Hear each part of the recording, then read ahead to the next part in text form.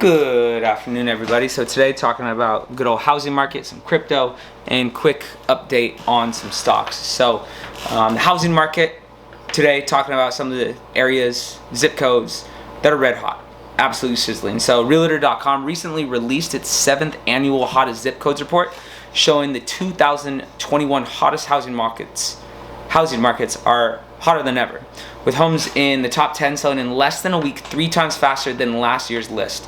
The US is in the middle of one of the hottest and most robust housing markets of all time.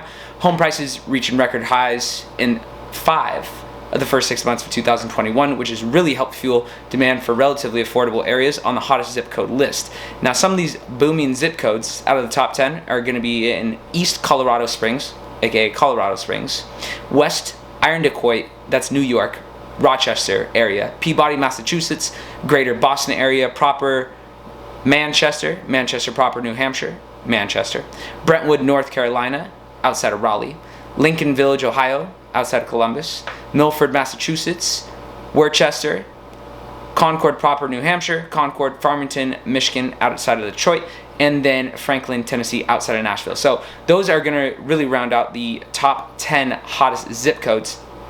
And really what you're seeing here, smaller budgets buy bigger homes in some of these smaller areas. So younger buyers are driving demand in the top 10, where smaller budgets buy bigger homes. Millennials age 25 to 34 meet or beat their home ownership rate 44% in 5 of the top 10, including number 2, Zip 14617, which is in that Rochester area we talked about. So by definition, the zips that make the hottest annual report are very competitive, but this year they're white hot, which is what Danielle Hale from Realtors.com, the chief economist over there. Homes in this year's zips are under contract in less than a week, which is 3 times faster than contract times for last year's hottest market. With demand for more space being met with a lack of affordable housing, we talked about that lack of inventory before, Americans are now scouring the market for areas where they can get more home for their money. Of course, why not move to a couple more affordable areas? Buyers are also finding more space for their money in the 2021 hottest zips at a median of 1,850 square feet. Think about that. In Southern California, where we're at, most of these homes average 1,200 square feet. So some of these homes are damn near double, 1.5 times that square footage. So pretty good deal there. Each square foot is an average price of 4% lower than the surrounding metro areas, giving buyers a chance to get more home for their money. Don't be afraid to move out of the city a little bit. With that being said, homes are flying off the top 10 areas shelves in an average of 6 days on average. So they're on the market, 6 days later, getting gobbled up. 31 days faster than the rest of the country out of these top 10 zip codes. So 10 days faster than their respective metros in June. So if you go outside the city a little bit, you're gonna have a little bit better of a chance unless you're in these top 10 zip codes. So big interest in suburban metros. The 2021 hottest zips also show skyrocketing buyer interest in more suburban areas with strong millennial job markets. So prior to COVID, home ownership may have been a few years off for younger millennials, many of whom are building their careers, but flexible work arrangements are now enabling many to make a home buy and play. Building on older millennial success, establishing themselves as homeowners in up-and-coming areas across secondary metros, younger millennials are pioneering into new zip codes where relatively higher incomes make them more competitive buyers. This is from George Wright-Tu from Realtor.com, another senior economist. And additionally, Realtor.com listing views are up 156% year over year area, which is 3.9 times higher than June's national average. So this market is definitely not slowing down. And while there's no question that buyers have faced a challenging housing market during the pandemic, our hottest zips list is also highlighting some of the silver linings as well. So the rise in remote work is really giving buyers more flexibility to live wherever they want, and many are finding larger homes at lower prices, as well as a higher quality of life in the 2021 hottest zips. Think about it. If you have to live near your job, it's typically going to be in the city. Supply, demand in the city is not there. If you move outside the city a little bit more, give your chance a little bit better of a shot to not only get a better price on the house that you really want, but to also get a little bit more square footage for the house that you're buying as well. So work remote, you can live in different areas, more affordable areas, which in turn is now going to turn that market into a hot market. So heads up for those zip codes. Good stuff. I had a big time feeling Raleigh was up there. I personally think Dallas is going to be booming, but that is your quick rundown on the housing market. Let's go ahead and take it over to crypto here. So Bitcoin just recently hit that all-time high of on CoinGecko right now. So hit that high of $50,000 in the last 24. We're actually down about 2.7% on Bitcoin, which is roughly at $48,287 at the time of this show. Ethereum rounding out and getting back up to roughly $3,200. It actually clipped that $3,300 mark. Cardano sitting at number 3 at roughly $2.78. That one is up 34% in the last 7 days. Crazy. Love to see it though. I'm in Cardano, great buy. Supposedly they're supposed to be releasing their smart contracts here in early September. So we'll see if that happens. Anyways, let's talk about Bitcoin, some things that's helping move that price. So Bitcoin whales jump back into the market during cryptocurrency's rebound to $50,000. So accounts holding roughly 50 million or more worth of Bitcoin have steadily increased their buying since the end of June, according to the new data from blockchain firm Chainalysis. Bitcoin whale activity has been tightly correlated to price action this year, with larger investors often acting as a driving force in the market. Of course, when the whales buy, when they sell, price goes up, price goes down.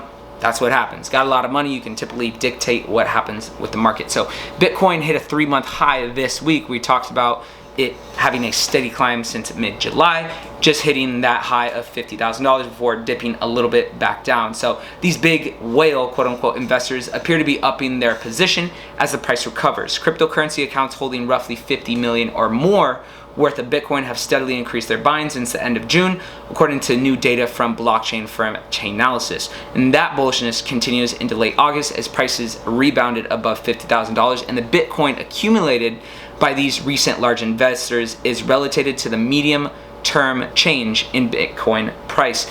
And this is coming from Philip Gradwell, chief economist at Chainalysis. Bitcoin, quote-unquote, whale activity has been linked to price action this year. Those larger investors were a driving force in the market until late February. Gradwell said, big investors acquire more digital assets. Prices typically rise over 28 days. When they sell, prices fall. Whale activity has fluctuated with digital assets volatility, and while these were strong buyers to start the year, whales began selling off as prices briefly dropped in March and sold at the peak around April. So that's when you saw that price of Bitcoin reach that $60,000, $64,000, $65,000. Whales started to sell at the top, ipso facto price goes down. Here we're seeing a late recovery. So really from late June through August, large investors acquired the equivalent of $10 billion at Tuesday's prices. So these whale holdings are now back at February levels, according to this data firm. And those larger investors also tend to be long-term holders.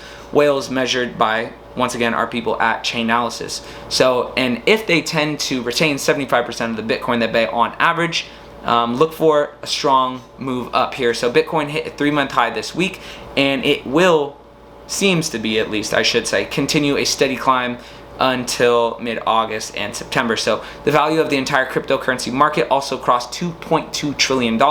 Just a couple weeks ago, we were roughly at $1.8 trillion. So you're starting to see more money get into the crypto market once again. And that was from CNBC, a conversation that Chainalysis had with CNBC. So I'll go ahead and send the links to the websites I got these pieces of information off of. Hopefully you found it pretty helpful here. Talked about the housing market, stocks, and the good old crypto market. 3 things. If you're not in, consider it. Once again, money talks. I'll talk to you later. All right, and then lastly, we have the stock market news updates from today. Talk about some stocks extending some gains. S&P 500, Nasdaq set record high.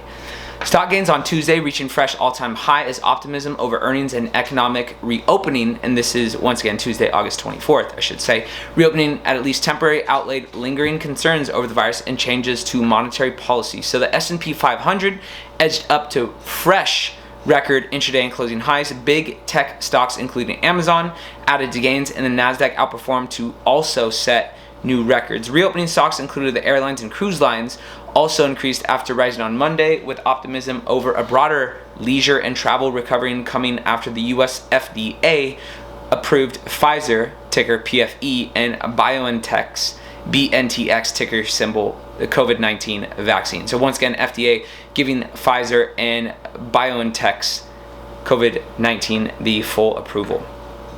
Shares of Chinese tech stocks and companies rose, shaking off the past several weeks' steep declines amid a regulatory crackdown of the major tech firms in China. And the jump came after ARK Investment, good old Cathie Wood, who runs that, scooped up shares of Chinese e-commerce company JD. JD, following the firm's better than expected quarterly results, went ahead and jumped. Peers included Alibaba, BABA for ticker, and Baidu, ticker BIDU, also advanced, and the Hang Seng Index, HSI, increased by 2.5%. Investors are also eagerly waiting the Fed Reserve's virtual Jackson Hole Symposium beginning on Thursday, and this event is expected to serve as another forum for central bank officials to discuss their assessment of economic conditions and offer hints as to when the Fed might announce and eventually begin the process of tapering its crisis-era asset purchase program. New economic data out at the start of the week disappointed relative to Wall Street's estimates, with an index tracking activity in the U.S. service sector cooling to an 8-month low as concerns over the Delta variant started to weigh on demand. So despite those ongoing risks around the virus, however, 3 major factors have served to help keep equity markets marching toward fresh all-time highs, according to one strategist. First one, extremely low discount rates. 10-year treasury yield is barely off August lows, and this is Michael Dara, MKM Partners chief economist. So all things equal, if interest rates are low, if discount rates are low, valuations will tend to be higher because of the lack of competition. In addition to that, we have a very high liquidity environment and earnings have been incredibly strong, he added. Typically, when long-term interest rates are falling, earnings or the economy is faltering. In this case, the earnings have been quite robust, really historic. So we're really going to need to see one of those 3 pillars disturbed in some fashion for a big decline in equity prices. Others offered a similar upbeat take on the trajectory for U.S. equities. We think primary trend is higher. This is Keith Lerner, who is the Trust Wealth chief market strategist.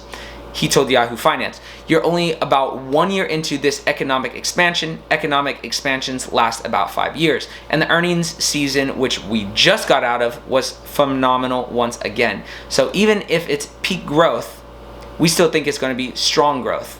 He said, "You have earnings moving forward, and then you have to look at relative comparison of stocks relative to bonds, and they're still attractive. Overall, we think the right position is to be overweight stocks." So he's really talking about, if you're looking for a beneficial place to be, your money's going to be in equities. Stocks, bonds are a little bit lagging behind. So with that being said, that's the information we have. Emily McCormick, she went ahead and wrote this article. I go ahead and link that in the bottom. So that's going to be the overall consensus and the review of all 3, the housing, the crypto, and the stock market. Hopefully it was a good few bits of information. Appreciate you listening. I'll catch you next time.